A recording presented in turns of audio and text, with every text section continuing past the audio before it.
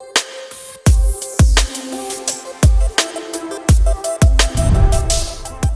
what's happening, guys? Welcome back to my channel. Alright, watch Coming to America last night. It was interesting.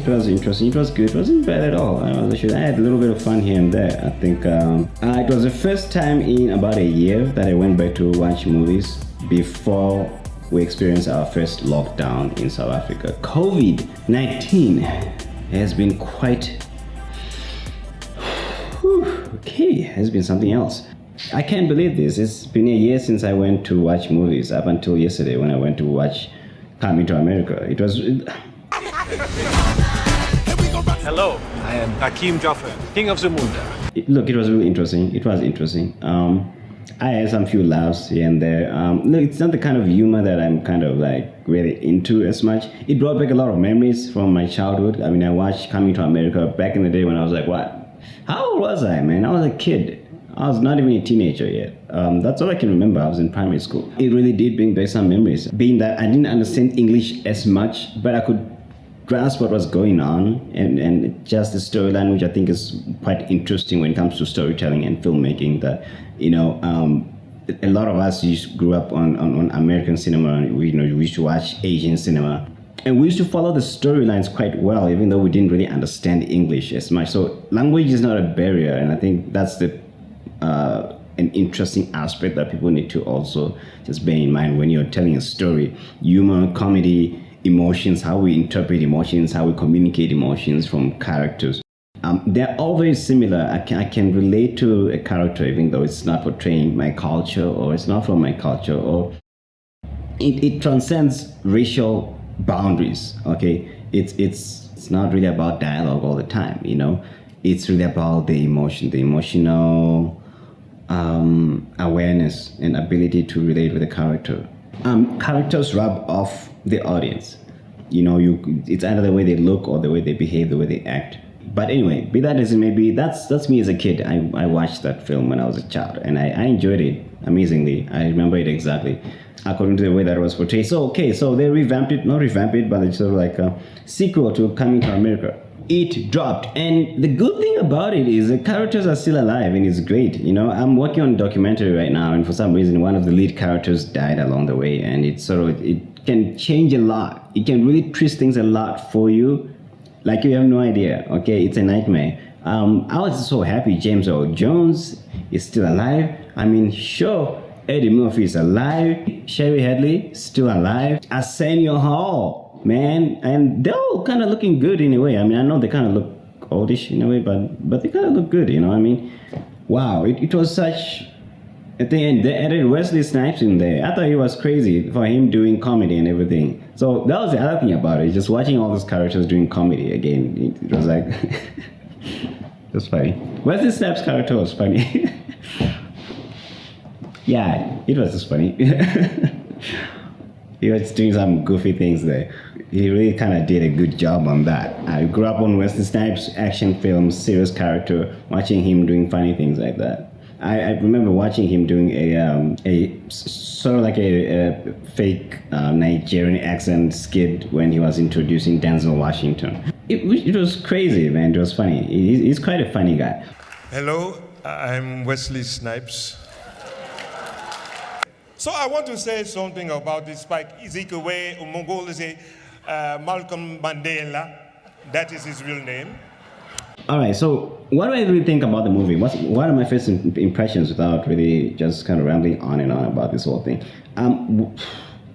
Do I think it was great? Do I think it was fantastic? Do I think it was... I mean, looking at it from a filmmaking perspective now, because now I know a lot more about filmmaking, and obviously my viewpoint and my perspective about a lot of things has grown. But I have to judge it on the basis of what it is. Based on its predecessor, I think it did a great job in continuing the story from where it picked up. I think they had a good timeline and sequence of events and having to have us understand and pick up where we were. And I love how they went from, getting us to kind of understand the character, Eddie Murphy, who was this prince who felt like, that's not my life. I don't want to marry a princess. I want to marry somebody who challenges me, and goes to America and wants to find a wife. He finds a wife who challenges him, brings her back home. She becomes a queen. But then over time, he just loses himself. which is something that we all kind of go through in life. We need to be reminded a little bit about that spark that just kind of had us in life, that got us going as people. And I think they sort of played on that a lot. So this young man was the spark that just kind of reminded him of who he was, because they've got this situation now where his daughter, underlining modern day situation, where you've got female empowerment, women empowerment, and so on. I'm not going to go over the whole feminist movement and all that nonsense, because I think they just overplay it too much. I think they just kind of, take it to other places.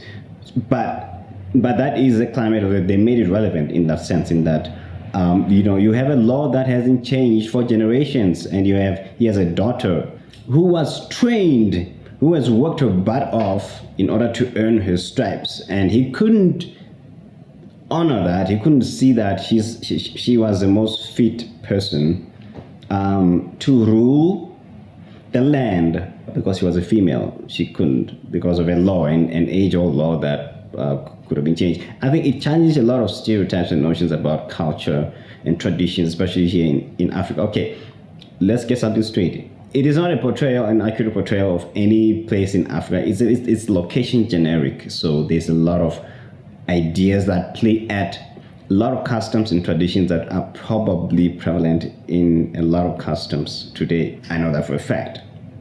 However, what does that say?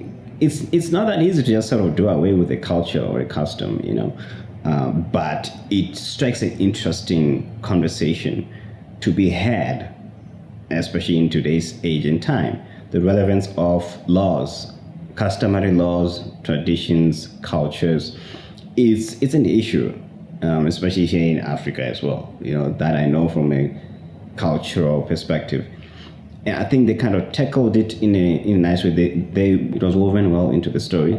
Was it okay? Cultural appropriation. Let's talk about cultural appropriation a little bit. Do I think that it was they were playing at cultural appropriation, but I think before we start talking about cultural appropriation, we gotta be very careful, because Zamunda is a location generic place. It doesn't exist, so it doesn't play towards appropriating any kind of existing culture or custom. It's all fiction. It's playing at fiction. If there's anything that could be a concern, I think probably I haven't heard anybody saying that they think it's mocking African culture or customs, or that it's portraying Africans as though we're just a bunch of people running around with animals lying around. Anyway, I think it should be judged on the merit of what it is. From when it was made in the 80s, I think it was made in the 80s or something, or early 90s. I think it was early 90s. When it was made back then, looking at things like that, I think when we watched it as Africans, I think we're just watching entertainment, you know what I mean? I mean, that never occurred to me. The idea of cultural appropriation, or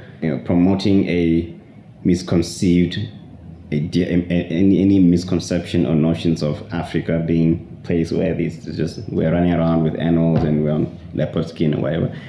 I don't think so. I think it to me personally, it came across as a parody. It's more of like a parody of some sort that's playing at an idea. I don't think it was disrespectful to Africa or Africans or African traditions and customs or anything like that. The whole point of being able to tell stories, and the whole point of being able to use our imagination and use a location that's generic and it's non-existent, is to place us in a position where we're able to pit reality with fiction, or we can talk about some important subjects but using a fictional platform to make us think, because that's the importance of making films and telling stories. I think it's important to be able to do that without always making it about cultural appropriation. It's disrespectful to this culture. If it was portraying a Zulu culture or Tshivhasa culture or whatever the case may be, my people, love you out there, all the Venda people. If it was, and they kind of miss a lot of steps here and there, and it was misrepresentative of a certain custom, then we can have a conversation. But it's fiction, guys. Chill. It's fiction. Period. I think it's a good successor to the previous film. The humor was kind of, they mixed it up with a little bit of contemporary pop culture. If anything, that's what it was. It was a mixture and a fusion of tradition mixed with contemporary new age. It was a popular culture fusion of Eddie Murphy humor mixed with Wakanda. Yeah, with a little bit of Wakanda in there, you know. It was interesting, man. I enjoyed the film. I think it was great. I was surprised to see Trevor Noah there. But he didn't really play that much of a significant role. He was like a news anchor or a news reporter or something. It was quite funny. It was quite funny to watch. They had interesting characters. They had really interesting characters. It was an all-rounder. A mixture of old generation with new generation talent. I was happy to see some South African talent in there. Nomsa Mombata was there and she did a great job. She was a love interest of the young man, the prince, which was being played by Jermaine Fowler. I think he did a great job, you know. He was the prince, the bastard of New York, of Queens. The humor was so crazy, man. It was just like, it was really interesting. It's been a while since I watched a movie that has really good, interesting humor. Of course, it's a bit raunchy, or rather raunchy. It's Eddie Murphy humor, man. You know, it was just kind of crazy. I can't really focus on all the characters and they're playing. I think they really kind of tried to stay true to the authenticity of the story and the main characters as well. It was like a reenactment of the old with the new, you know. So super. Well done.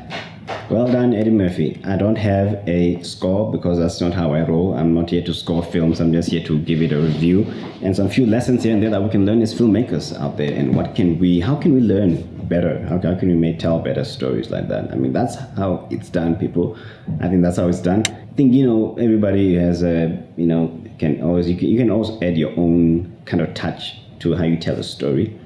But the formula is always the same, recycle the same. If you look at the way they kind of told the story from the beginning to the end, and if you look at the scenes where Eddie Murphy and Arsenio Hall were like having like a fight, stick fighting, they did that the same with this film as well, except this time it was with the daughters. It was having a stick fighting with the daughters. It was a good way of introducing a lot of the elements that come in later on when you're doing the final push, because the daughters were using the same skills to fight with Wesley Snipes when they were kicking Wesley Snipes' butt. You know, yeah, it was a girls, man. It's the same formula. You pay attention to how all those elements are sort of used and introduced into a story, and how they go on to sort of introduce the characters and tell us a little more, give us more information about the characters.